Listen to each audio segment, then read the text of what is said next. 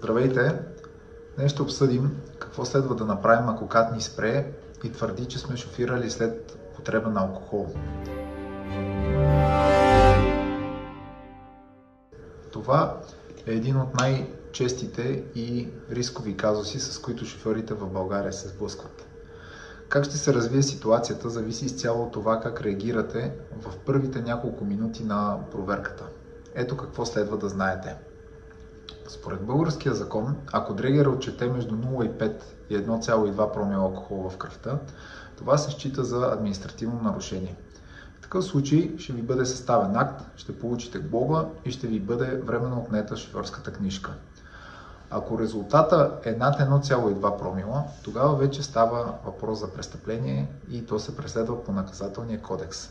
Последствията тук могат да бъдат тежки, условна присъда, пробация, а в някои случаи дори ефективно лишаване от свобода. През последните години закона беше променян многократно и стана по-строг към пияните шофьори.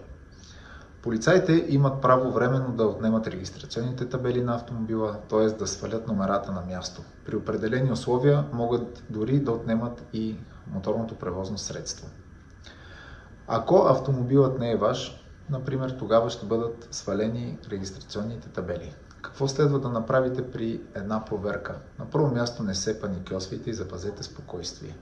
На второ място, имате право да откажете проверка с дрегер и да поискате кръвен тест в болница. Не подписвайте нищо преди да прочетете внимателно. Не давайте обяснения без да сте се консултирали с адвокат. Кога е редно да потърсите адвокат? Веднага, не чакайте. Колкото по-бързо реагирате, толкова по-голям е шансът да защитите правата си. Ако сте в подобна ситуация, обърнете се към мен. Имам дългогодишен опит и ежеседмично водя такива дела.